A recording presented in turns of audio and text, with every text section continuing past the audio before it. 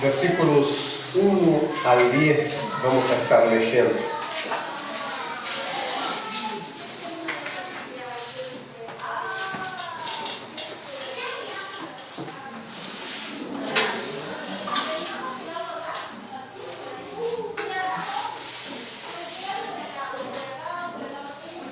Efesios 10, 1 al 2, 2, 1 al 10, nos dice así: y Él os dio vida a vosotros cuando estabais muertos en vuestros delitos y pecados, en los cuales anduvisteis en otro tiempo siguiendo la corriente de este mundo, conforme al príncipe de la potestad del aire, el espíritu que ahora opera en los hijos de desobediencia, entre los cuales también nosotros vivimos en otro tiempo, en los deseos de nuestra carne, haciendo la voluntad de la carne y de los pensamientos, y éramos por naturaleza hijos de ira, lo mismo que los demás. Pero Dios, que es rico en misericordia, por su gran amor con que nos amó, aun estando nosotros muertos en pecados, nos dio vida juntamente con Cristo. Por gracia sois salvos.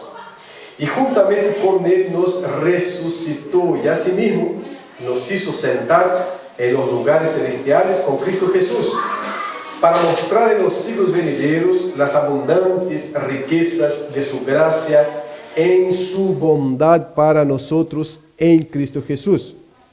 Porque por gracia sois salvos por medio de la fe, y esto no de vosotros, pues es don de Dios, no por obras, para que nadie se gloríe, porque somos hechura suya, creados en Cristo Jesús para buenas obras, las cuales Dios preparó de antemano para que anduviésemos en ellas. Glorias a ti, Señor, te rendimos en esta mañana, reconociéndote como único Dios verdadero, digno de alabanza, de ser adorado y glorificado. Reconocemos esta palabra leída como palabra tuya, Señor, y esta verdad como verdad divina para nuestras vidas, para nuestra edificación, exhortación, Señor. Reconocemos la iglesia como cuerpo tuyo. Reconocémonos por tu gracia como hijos tuyos, Señor, renovados, nacidos de nuevo para las buenas obras. Opera en nosotros para la gloria de tu nombre santo y poderoso. Es lo que te rogamos en esta mañana, que tu Santo Espíritu ilumine nuestras mentes para, Señor, entender y abrazar tu palabra como verdad tuya para nuestras vidas. En el nombre de Jesús. Amén. Glorias al Señor. Muy bien, nosotros hoy estaremos hablando, reflexionando sobre la gracia. La gracia.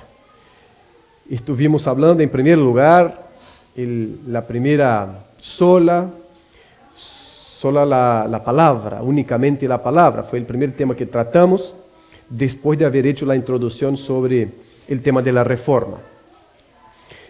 Y allí reconocimos con hermanos del pasado, pero también con profetas bíblicos, con apóstoles, que la palabra del Señor es la autoridad final en la vida del creyente.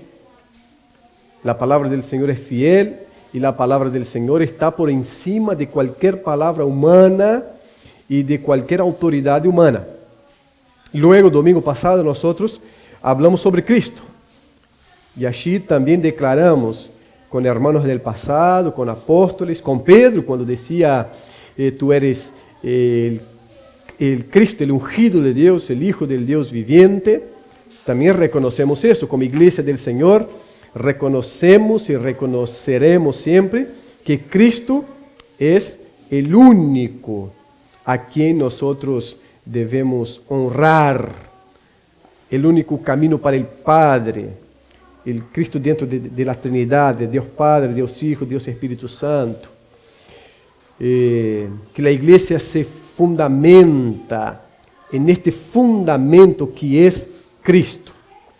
Y hoy nosotros queremos hablar sobre la gracia de Dios, únicamente la gracia, para luego después hablar sobre la fe y por último hablar sobre solo a Dios gloria, que sería la última sola tratada por nosotros en este tiempo. Y el texto clásico, el texto que salta a la vista y a la memoria para hablar sobre la gracia, entre otros, es Efesios capítulo 2. Por supuesto que podemos abrir la Biblia en Génesis y hablar de gracia. Abrir en Génesis 3:15 y hablar de Dios hablando que su gracia se va a manifestar. Pero ese texto de Efesios, cuando Pablo escribe a los hermanos allí, él nos da un pantallazo muy profundo de la gracia. Y eso es así porque antes el texto habla de nuestra condición. El texto habla de lo que somos, de dónde estábamos cuando Cristo nos encontró, cuando Cristo nos rescató, cuando la gracia se manifestó a nosotros. Y esto es importante porque entendemos el valor de una casa sencilla cuando pasamos varios años pagando alquiler.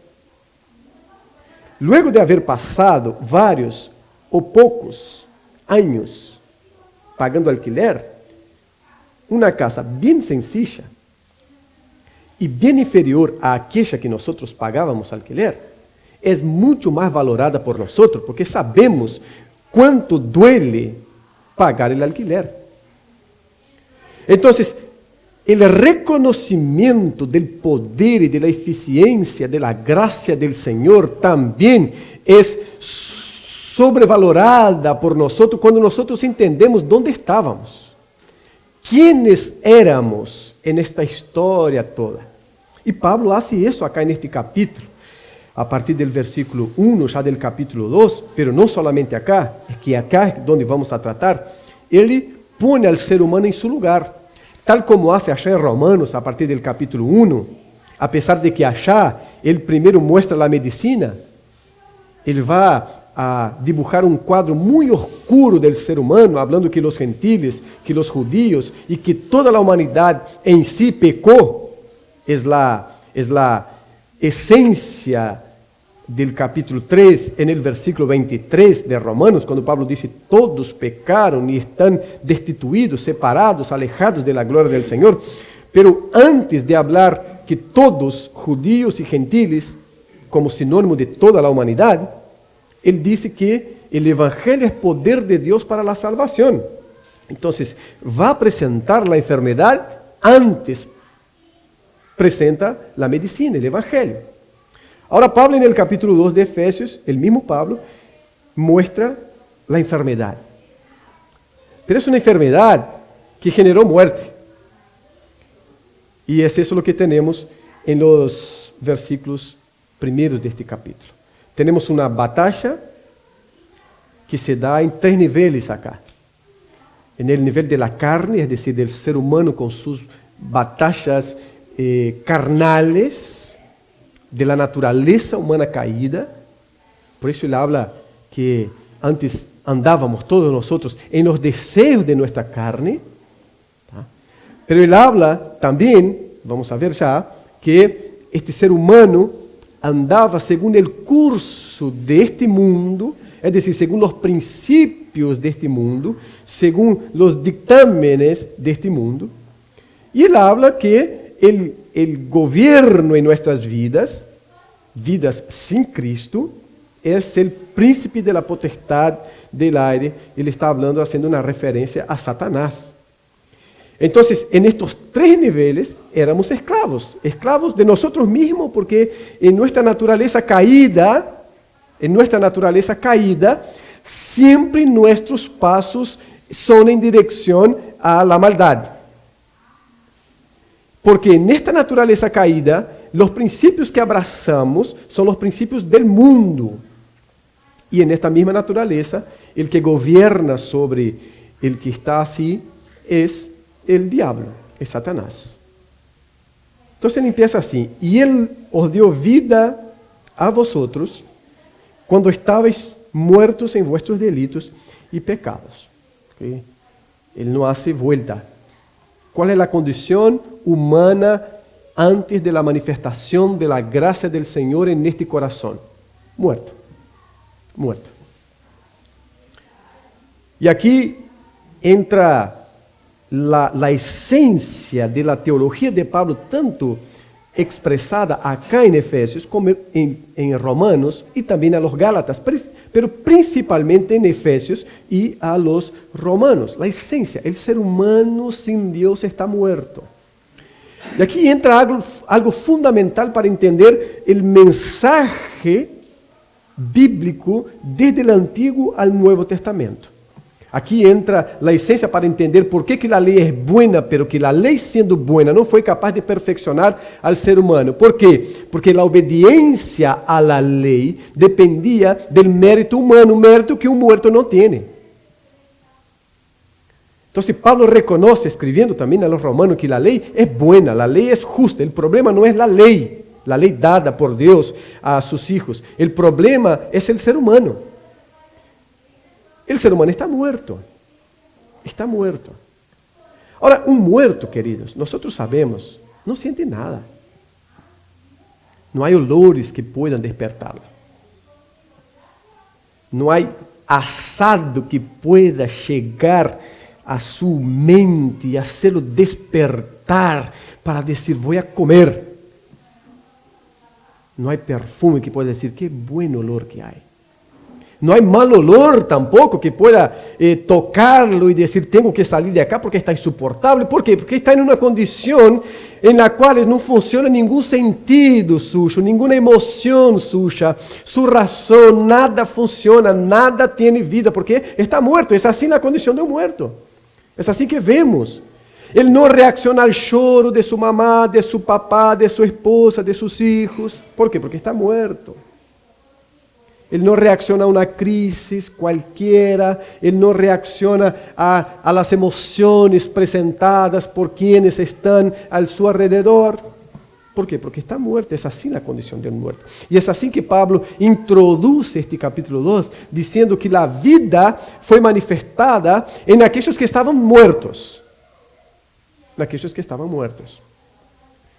Entonces, cuando se habla de gracia, y únicamente la gracia, tenemos que entender que es únicamente la gracia, porque aquellos que son blancos de esta gracia estaban muertos, o están muertos, porque todavía el proceso no está concluido, o están muertos. Y estos muertos no reaccionan. Estos muertos no son capaces de indignarse, de alegrarse, de suplicar. Mira mi condición de muerto, por favor, vivifícame. Esto no acontece porque el muerto no puede levantar su voz. Y si no puede, no hay mérito ninguno. Es por eso que también, allá en la carta a los romanos, la palabra dice que no hay justo, no hay ningún que sea justo. El capítulo 3, antes de llegar a los... Y el propio Juan también, el Evangelio, se habla que no hay justo, no hay ninguno, porque esta condición de muerte pasó a toda la humanidad. Y Él os dio vida a vosotros cuando estabais muertos en vuestros delitos y pecados.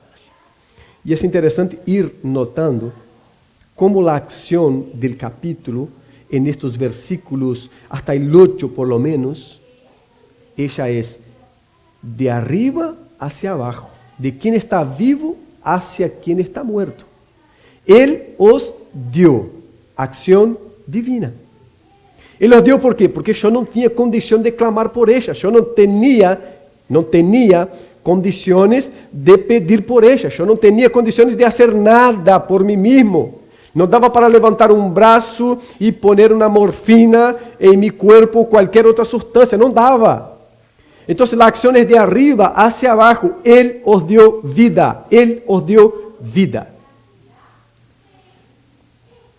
Hay un desvío que los reformadores buscaron corregir, pero que no es fruto del siglo XV.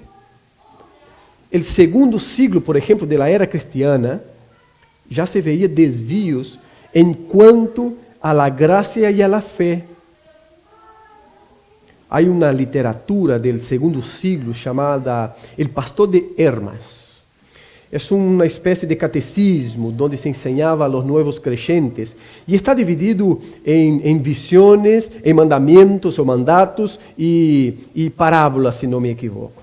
¿Tá? Son 3 partes muy complejas, su interpretación, pero en algún momento llegó a ser considerada como inspirada para entrar en el canon bíblico, y algunos de los llamados padres de la iglesia llegó a considerar así. Luego, después, con el tiempo, quedó fuera como una literatura histórica del segundo siglo. Pero en el segundo siglo, estamos hablando que Juan quizás haya muerto por el fines del primer siglo, por el año 90, y en el segundo siglo, lo que es la fe y la gracia ya estaba distorsionada.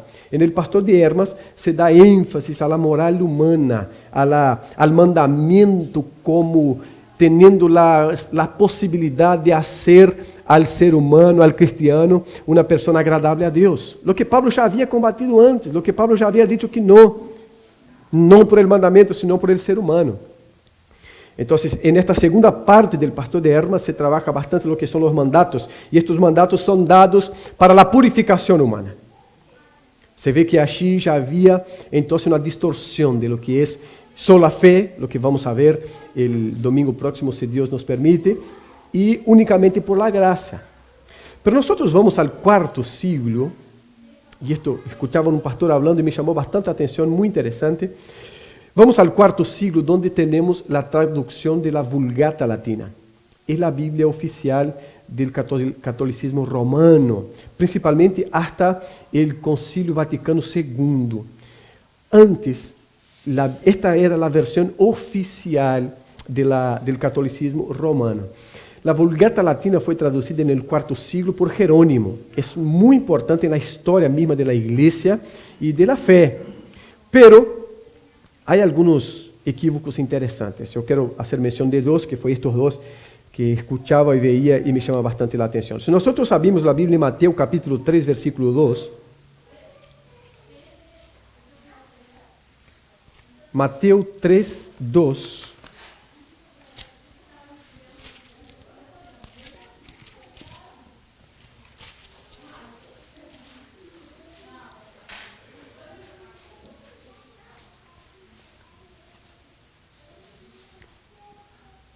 vamos a leer el versículo 1 y 2. Nos habla así: en aquellos días vino Juan el Bautista, predicando en el desierto de Judea y diciendo: arrepentíos. Seguramente todos nosotros tenemos esta palabra, ¿no? Arrepentíos, porque el reino de los cielos se acerca o se ha acercado. La Vulgata Latina, que es esta traducción del 4º siglo hecha por Jerónimo, debido al crecimiento del latín, sustituyendo al griego, ¿no? Las escrituras del Nuevo Testamento escritas en griego, pero con el dominio romano, el latín fue asumiendo el lugar del griego, como lengua hablada, escuchada, escrita. Entonces surge la necesidad, tal como surgió un día, de traducir el Antiguo Testamento al griego, lo que nosotros conocemos como la versión de los 70, la Septuaginta, es una traducción del antiguo hebreo al griego. Ahora surge la necesidad de una traducción al latín, y Jerónimo asume esa imprenta y la traduce. Pero acá tenemos arrepentíos en el texto nuestro, portugués, español, porque es así que está en el griego. En la Vulgata Latina, en el latín común, en esta versión traducida al latín común, por eso la Vulgata Latina, se dice penitencia. Hagan penitencia. Penitencia es la idea de que por medio de prácticas elaboradas por nosotros podemos alcanzar los beneficios de la gracia del Señor. Y ahí en esta versión, adoptada como versión oficial por el catolicismo romano, hasta hoy se usa bastante, pero principalmente hasta el Concilio Vaticano II, es penitencia lo que se lee. Es penitencia lo que se tiene, pero es muy distinto el arrepentirse del practicar la penitencia. Es muy distinto reconocer un error y arrepentirse de este error, reconociendo que es por la fe que se alcanza los beneficios de la gracia, que agarrar una piola cualquiera con unos clavitos en la punta y empezar a dar en el cuerpo. Penitencia. Es distinto decir, yo soy pecador, me arrepiento, Señor, de que salir caminando escaleras de rodilla hacia arriba y hacia abajo para alcanzar favores. Esta es penitencia. No es la misma cosa, cambia completamente la esencia del Evangelio. Pero esto ya estaba en el cuarto siglo. Hay un otro versículo, ahora en Lucas capítulo 1, versículo 28.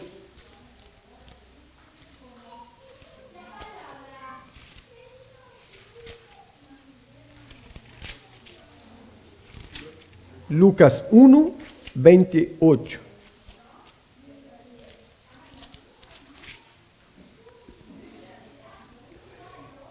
Y entrando el ángel en donde ella estaba, se está hablando de María, ella estaba, dijo, salve, muy favorecida, el Señor es contigo, bendita tú entre las mujeres. Salve, muy favorecida. El texto nos dice que María fue favorecida. Un favor. Hay un favor que viene de Dios y por este favor María es agraciada. Este es lo que tenemos en nuestras versiones, porque es eso lo que el texto dice. Fue un favor. María no tenía merecimiento para ser la madre de Cristo, del Hijo del Dios viviente. No había merecimiento en ella. Es un favor, ella fue favorecida por Dios. Pero la Vulgata Latina, en el cuarto siglo, traduce como llena eres de gracia. Es decir, ella tiene mérito para recibir eso que Dios va a hacer con ella. Y cambió nuevamente, completamente la esencia de lo que es la gracia del Señor. María es beneficiada por la gracia de Dios. Por eso el texto dice favorecida, es un favor. Dios en su gracia quiso que Cristo naciera de María. Pero es favor. La Vulgata dice que María es llena de gracia, es plena en gracia. Y María, como cualquier de nosotros, era apenas un ser humano, pecador, necesitada de la gracia del Señor para su salvación. Nada más que eso. De hecho, bendita eres tú entre las mujeres, pero bendita porque fuiste favorecida, y no bendita porque sos llena de gracia. Fuiste favorecida. Este en el cuarto siglo. Entonces el siglo XV, cuando la reforma de hecho acontece, solo lo que tenemos es intensificación de estas cosas que ya vienen a través de los siglos. A través de los siglos. Y eso es lo que Pablo nos trae acá. Versículo 2. En los cuales anduvisteis en otro tiempo siguiendo la corriente de este mundo. Muertos, espiritualmente muertos, biológicamente vivos, abriendo los ojos, abriendo la boca, comiendo, bebiendo, pero espiritualmente muertos, sin reacción espiritual, viendo los horrores del mundo y con la conciencia tranquila. ¿Por qué? Porque estaba siguiendo, andando en otro tiempo, porque ele já está hablando para uma igreja, então ele habla en otro tiempo, quando todavía no era iglesia, no era pueblo, no era hijo, siguiendo la corriente de este mundo. Pero la corriente de este mundo anda como? Pablo diz que conforme al príncipe de la potestade del aire, conforme a Satanás, para ser assim mais directo. El espíritu que ahora opera en ¿quién? En los hijos de la obediencia.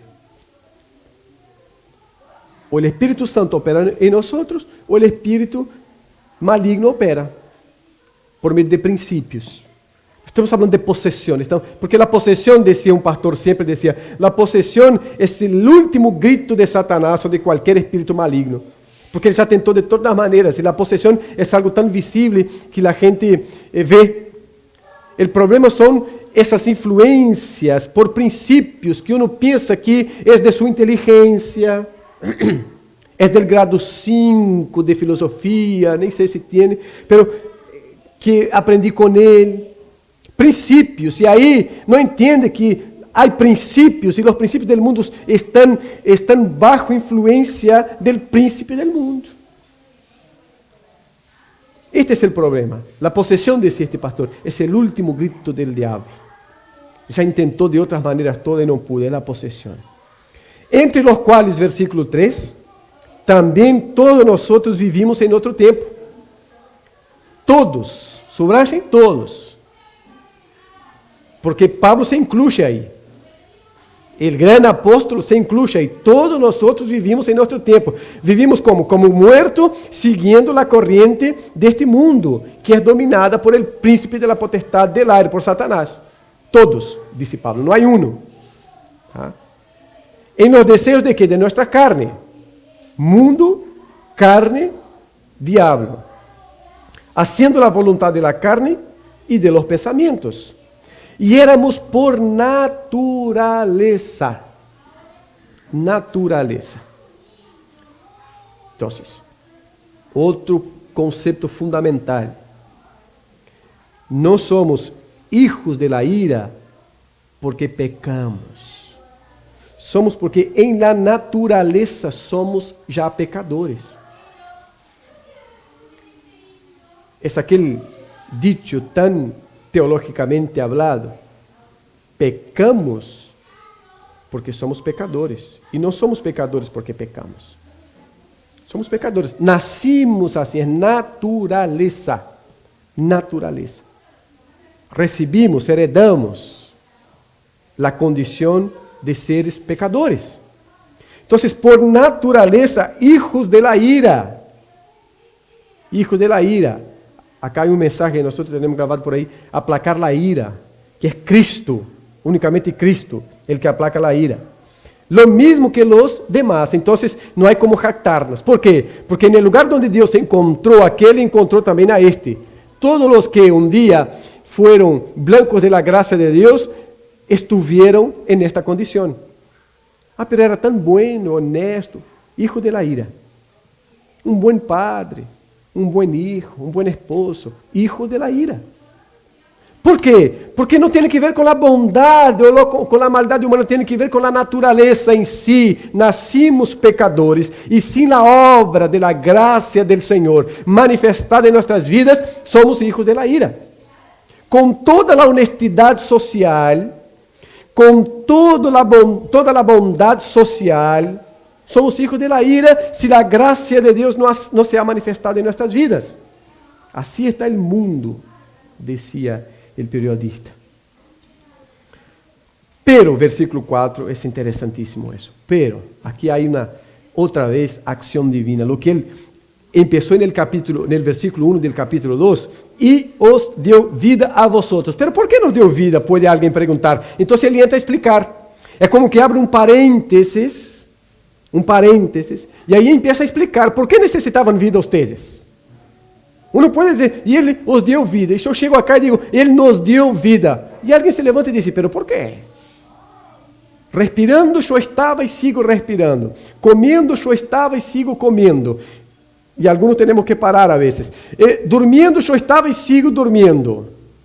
Por que me deu vida? Por que me deu vida?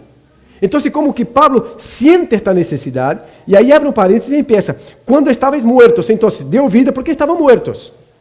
¿Tá? ¿Por quê? Porque seguían el curso deste mundo.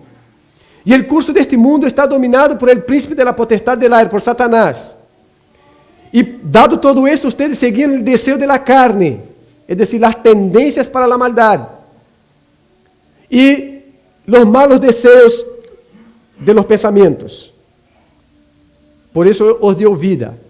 Entonces, explicando eso, él vuelve al versículo 4, ahora retomando lo que él había hablado en el primero. Pero Dios, que es rico en misericordia por su gran amor con que nos amó, aún estando nosotros muertos en pecados, no era haciendo penitencia, no es que Dios nos encontró haciendo penitencia y dijo, ese sí merece mi favor. Porque aí já deixaria de ser favor, seria uma paga justa por la penitência que estávamos realizando. nos encontrou estando nosotros muertos em pecados. ¿Tá? Com su gran amor que nos amou, a acción de arriba hacia abajo. Gran amor com que nos amou. E amou em qual circunstância? Nesta circunstância de muerte, de seguir el curso del mundo, de estar bajo la influencia de los principios malignos. Entonces, Dios, que es rico en misericordia, decidió manifestar su gracia a nosotros. Nos dio vida juntamente con Cristo. Y ahí, por gracia, sois salvos. Y ahí empieza a hablar de la sequência e da consequência deste receber vida com Cristo. Ele que estava morto, agora juntamente com Cristo foi ressuscitado. E assim mesmo nos hizo que sentar em los lugares celestiais com Cristo. Aqueles que antes viviam bajo los princípios del príncipe de la potestad del aire, Satanás, agora é sentado juntamente com Cristo em los lugares celestiais, onde Deus domina. É sentado em um lugar de autoridade. ¿Para quê? Versículo 7. Para mostrar em los siglos venideiros las abundantes riquezas de su gracia, em su bondade para com nosotros em Cristo Jesús. Outra vez, por ahora, nosotros não hicimos nada, cara. Nada, nada, nada. Estamos aqui, muertos. Aí Deus, que é rico em misericórdia, se manifiesta a nosotros, nos ressuscita com Cristo, nos hace sentar em los lugares celestiales, para mostrar em los siglos venideiros, em las generaciones postreras, la bondade de Ele para com nosotros, de su gracia para com nosotros. E nosotros hasta ahora solo recibiendo benefícios del Senhor. Entende que acá não há um ser humano levantando a mão para dizer, mira, eu necessito isso, eu quero isso. Entende que acá é Deus manifestando sua obra, sua graça, sua misericórdia em el ser humano perdido. Entende que acá não há condição alguma em nenhum de nós outros de clamar por vida, porque esta é a condição del muerto. Para mostrar em los siglos venideiros las abundantes riquezas de su gracia em sua bondade para com nós em Cristo Jesus. Versículo 8. Porque por gracia sois salvos. Não é por la penitência, não é porque somos plenos em graça, como disse a Vulgata sobre Maria, ou sobre a penitência onde deveria ser arrepentidos. Por graça sois salvos, mediante la fé. Então, se nos habla, la salvación es por gracia, el vehículo ahí es la fe. Entonces, creemos y ahí somos salvos por la gracia. No somos salvos por la fe, somos salvos por la gracia mediante la fe. La fe es este vehículo, no es la penitencia, no son las buenas obras, no es nada de eso, es la fe. Entonces creemos, fe, creer en esta obra de Dios, esta manifestación. Ahora, ¿por qué podemos creer? Porque Dios se manifiesta primero a nosotros. Y solo por eso, si no, no tenemos ninguna condición. Mira cómo sigue el versículo 8. Y esto, tanto la gracia como la fe, ¿tá? Y esto que ele está hablando anteriormente, ¿tá? No de vosotros, pues es don de Dios. Y esto no de vosotros, pues es don de Dios. No por obras. ¿Por quê? Para que nadie se glorie. Como foi contigo? Não, eu não tinha nenhuma condição, mas estou agradecidíssimo porque sem nenhuma condição Deus se revelou a mim. Ah, não, mira, comigo foi distinto. Eu andava em boas obras, penitências e todo o demais. Tá, um dia Deus dijo, sou muito bueno venir.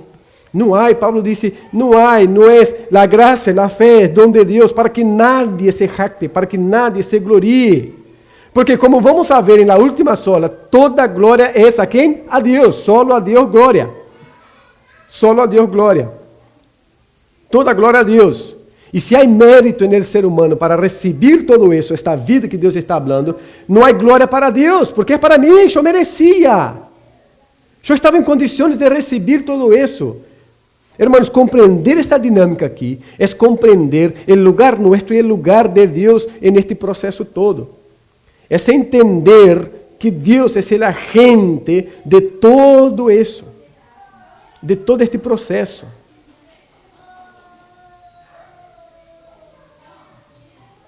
Versículo 10, aí entra algo para nós também, não? Versículo 10. Porque somos hechura suya, criados en Cristo Jesús, ¿para qué? Para buenas obras. Ahora sí, porque ahora estoy vivo. Ahora ya no soy más el muerto que Dios encontró allá atrás, tirado en una sepultura, muerto, sin vida espiritual. Ahora já passou todo este processo de la manifestação de la gracia e de la fé como dom de Deus para que eu crescera en esta obra de Deus. Estou assentado nas regiões celestiales com Cristo. Fui ressuscitado com Ele. Já passou todo isso. E aí puedo entrar no versículo 10. Porque agora estou vivo, porque somos hechura suya, criados em Cristo para buenas obras. Aí sim. Aí sim. A salvação já está. Agora, este ser salvo, este vivo que estuviera muerto, agora ele está habilitado para as buenas obras, para o processo de santificação. Santificação como processo. Criado em Cristo para buenas obras. Estas buenas obras, Deus não foi arreglando no caminho. Ele não foi vendo o perfil de cada um.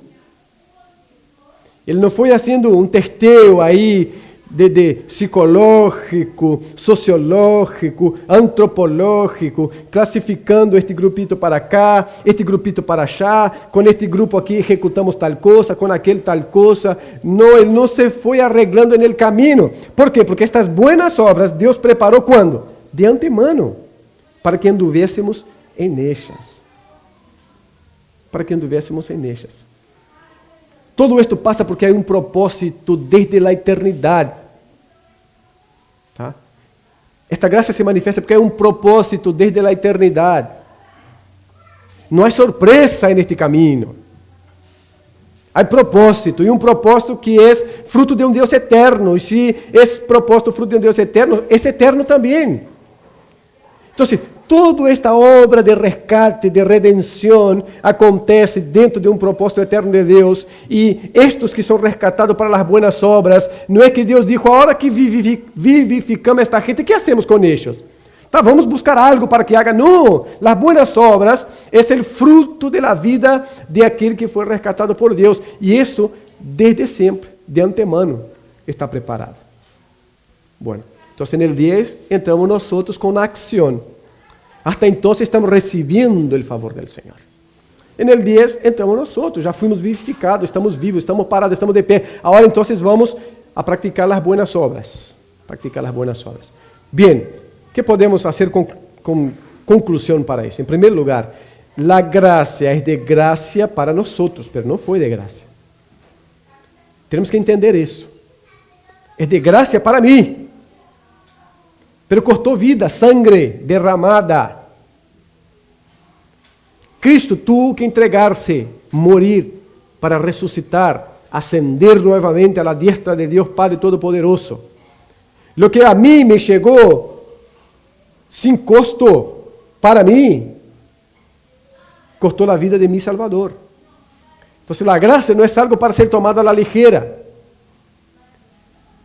Este cuento de que ya que es por la gracia no necesito hacer nada es de quien todavía no entendió el Evangelio. No entendió lo que es la promesa de Dios para los suyos. Porque el que entiende eso, su lugar de muerto, y cómo Dios llegó, se manifestó, resucitó, le dio un lugar, le dio vida, él entiende que está hecho para las buenas obras. El que entende que antes era dominado por el curso de este mundo y por aquel que domina el curso de este mundo, porque Dios así lo ha permitido, él entiende el valor de esta obra de Dios en su vida. No es lo mismo ir a comprar pan en la esquina que ser blanco de la gracia del Señor. Son dos cosas muy distintas. Pero para entender eso tenemos que entender dónde estábamos. Tenemos que entender que no había méritos ninguno en nosotros. E que sigue não havendo. Temos que entender que estávamos mortos. E se estamos vivos e podemos congregar-nos aqui é porque Deus manifestou sua graça e nos redimiu para a glória de seu nome. E se todo isso passou, temos que entender o seguinte: fuimos resgatados para as buenas obras. Buenas obras não é a limosna na esquina. No es lo que hacen los musulmanes, el ayuno, la limosna, la oración. Isso é religiosidade sem Deus. Buenas obras é caminhar em lo que Deus nos deixou como vida verdadeira que lhe agrada a Ele. Buenas obras está relacionado diretamente com princípios bíblicos. Para nós, hoje, buenas obras é isso, levar pañales ao hogar de anciano. Buenas obras. Passar por la 18 de julho e deixar umas moedas na porta da igreja. Buenas obras. Buenas obras não tem que ver com isso. Esta é uma obra buena, não deixa de ser. Pero buenas obras está relacionado com os princípios bíblicos, vivir em obediência e fé a los princípios bíblicos. Estes são buenas obras segundo a Bíblia. E é para isso que fomos criados, segundo nos disse nosso Criador. Então, aqui estamos vivos, porque Deus vivificou, segundo a palavra do Senhor, e Ele nos vivificou para as buenas obras. Salgamos de acá com esta ideia, então, fuimos vivificados por Deus, sem mérito nenhum, unicamente por la gracia, pero para as buenas obras, as obras de obediência e fé a nosso Senhor e Salvador, em el nome de Cristo Jesus. Amém. Amém. Vamos orar. Agradecer a Deus por sua graça manifestada em nossas vidas, por sua vida que me deu vida verdadeira, e porque fuimos habilitados a praticar as buenas obras de obediência e fé ao Senhor por causa de sua grande misericórdia revelada. Padre, te alabamos e glorificamos tu nome santo e poderoso. Agradecidos a ti nesta manhã por esta obra tão grande que não podemos quantificar, medir, apenas aceptar, ó Deus, que estávamos muertos, que seguíamos o curso deste mundo, que éramos dominados por el príncipe de la potestad del aire, que nuestra carne, con la tendencia para las cosas de la carne, dominaban nuestro caminar, nuestra mente, pero que tu gran misericordia hizo que manifestara tu gracia en nuestras vidas.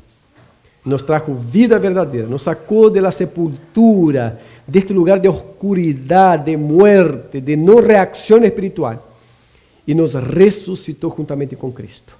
Nos puso sentados en las regiones celestiales, este lugar de autoridad, no nuestra, sino tuya, Señor.